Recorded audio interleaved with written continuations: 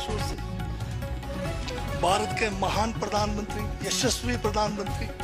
अब मैं ये पूछना चाहता हूँ, भूटान को 10,000 करोड़, मंगोलिया को 70,000 करोड़, बांग्लादेश को 15,000 करोड़, मॉरिशस को 5,000 करोड़, नेपाल और अफ्रीका के देशों को 39 अरब करोड़, सरदार स्टैचू को 3,000 करोड़, उद्योगपतियों का ऋण माफ करने के लिए 5,55,000 करोड़, मोदी की विदेश यात्राओं पर 25,000 करोड़ और बीजेपी का मुख्यालय का 350 करोड़, मोदी और बीजेपी के विज्ञान पे 5,000 करोड़, मोदी की सुरक्षा में 24 घंटे में 1 करोड़ रुपए दिन का खर्च कर रहे हैं और साल में 591 करोड़ 30 लाख रुपए आप खर्च कर रहे हैं।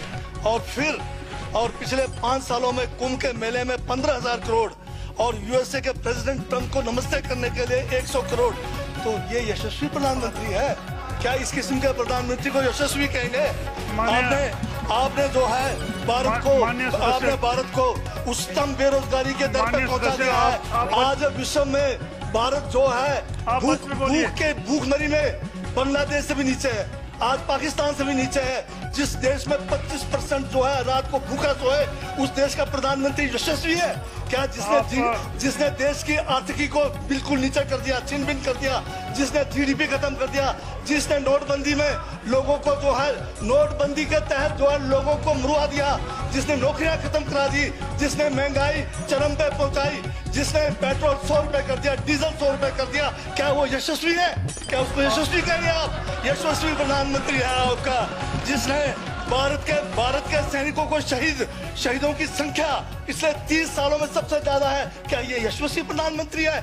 जिसने देश के अंदर चीन को घुसा दिया, क्या वो यशस्वी प्रधानमंत्री है? बजट पे बोलिए। माननीय सभापति महोदय, ये बजट में जिक्र हुआ है यशस्वी प्रधानमंत्री का और मुझे उसका जवाब देने का पूरा अधिकार है, जो मुझे कोई छीन नहीं सकता है।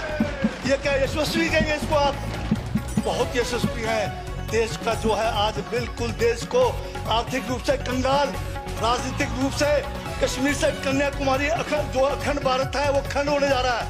हिंदू मुस्लिम कर करके आपने जो है इस देश की जो है ऐसी तैसी फेर रखी है।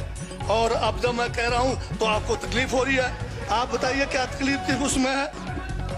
आप अब ज्यादा अभी लाल किला आपने बेच दिया, रेलवे स्टेशन आपने बेच दिया, एयरपोर्ट आपने बेच दिया। यशस्वी प्रधानमंत्री है।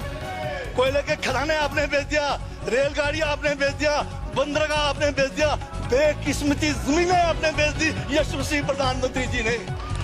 और कहते हैं कि देश बदल रहा है, देश बिक रहा है। महाराज ये कहिए देश बिक रहा है। LIC तैयार है बेचने के लिए, IDB भी तैयार है, ये जो एयर इंडिया तैयार रखा हुआ है, BSNL बेचने वाले हैं, ONGC बेचने वाले हैं। छोड़ने वाले क्या?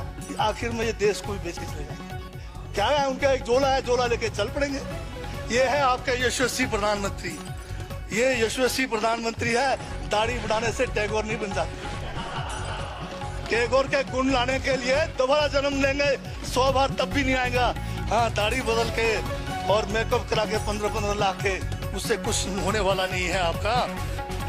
हाँ बिल्कुल। और जो जहर आप लोगों ने जो है कितने सालों में इस देश के अंदर जो है आपने जो इस देश में बीजा है, उससे वो जो है